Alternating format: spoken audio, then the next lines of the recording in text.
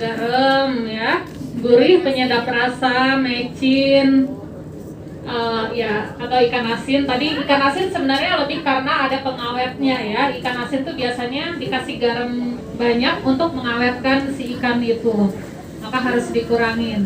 Nah nanti kalau ibu-ibu bilang, oh saya makannya sop-sopan aja terus, iya sop-sopan tapi mecinnya banyak nggak, penyedap rasanya banyak nggak? Kalau berbicara penyedap rasa, semua penyedap rasa ya, artinya mau merek Masapo, Sasa atau merek lain, semua itu namanya penyedap rasa ya. Lalu apalagi yang kecap. Kecap itu walaupun rasanya manis ya, kecap manis itu, tapi kandungan garamnya tinggi. Jadi hati-hati juga. Makanya orang sering bilang jangan makan kambing, nanti darahnya tinggi. Padahal bukan kambing itu yang bikin darah tinggi, tapi biasanya kambing diapain? Di sate. Di sate pakai apa?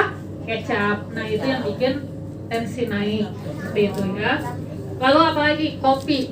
Yang suka ngopi hati-hati. Kopi juga punya efek menaikkan tekanan darah. Ya itu makanan, minuman ya termasuk rokok ya juga harus waspada. Lalu untuk yang masih usia produktif, kok masih muda tensinya tinggi. Kalau wanita perhatikan KB-nya. KB hormonal kebanyakan mempunyai efek menaikkan tekanan darah. Jadi kalau usia masih muda, perempuan ternyata pakai KB pil atau suntik, ya coba untuk diganti KB-nya kalau ternyata itu bisa naikin tekanan darahnya ya. Terus apa lagi? Makan, yang paling penting adalah istirahat. Istirahat itu tidak hanya fisik, tidak hanya tidur aja, tapi istirahat pikiran juga ya. Nanti istirahat perasaan, tidur tuh udah cukup lah, udah 6 sampai 8 jam ya. Tapi kok minum obat udah, makan udah dijaga, tapi masih tinggi. Ternyata pikirannya ya stres gitu ya. Jadi harus memang orang hidup nggak mungkin nggak stres ya, tapi gimana cara kita ngelola stres itu ya supaya tidak berlarut-larut lalu bikin penyakit yang ada di tubuh seseorang itu tambah menjadi tambah parah gitu ya. Jadi pengelolaan stres. Tuh, lalu apa yang lagi yang penting? Olahraga. Olahraga nggak usah susah-susah, nggak usah harus berenang, harus ada kolam renangnya ya kan, nggak usah harus badminton sampai harus punya raket atau koknya. Cukup jalan kaki aja setiap hari, luangkan waktu paling nggak setengah jam tapi setiap hari.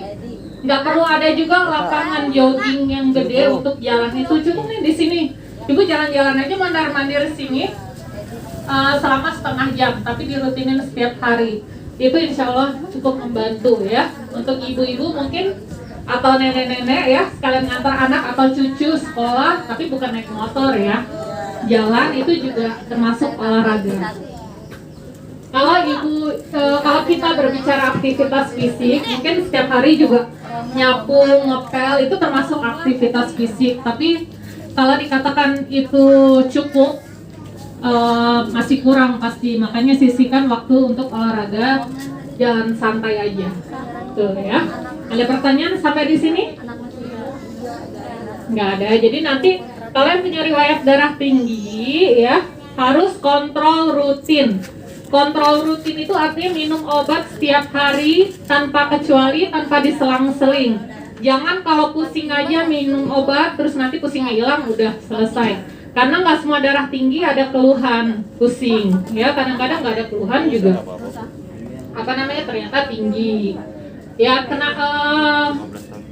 harus diminum tiap hari nggak obatnya?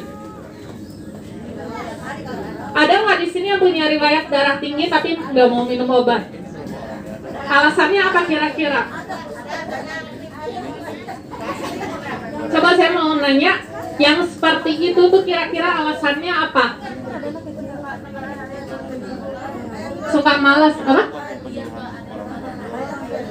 Malas, obatnya ada tapi nggak diminum gitu. Malas apa lupa Bu? Kalau lupa sih insya Allah kalau minum obatnya tiap pagi rutin ya, itu nggak akan lupa, nanti pasti ingat terus. Atau ada kekhawatiran lain, kalau minum obat terus takut apa gitu, enggak? Nah, obat darah tinggi itu nggak bikin tergantung ya. Maksudnya artinya karena obat darah tinggi itu bukan narkoba. Dan kalau ibu-ibu khawatir minum obat setiap hari nanti bikin ginjal rusak, misalkan ada yang berpikiran seperti itu, jangan berpikiran seperti itu. Karena kenapa? Kalau penyakit darah tinggi itu dibiarkan terus, tidak dikontrol dengan obat, penyakit itu duluan yang merusak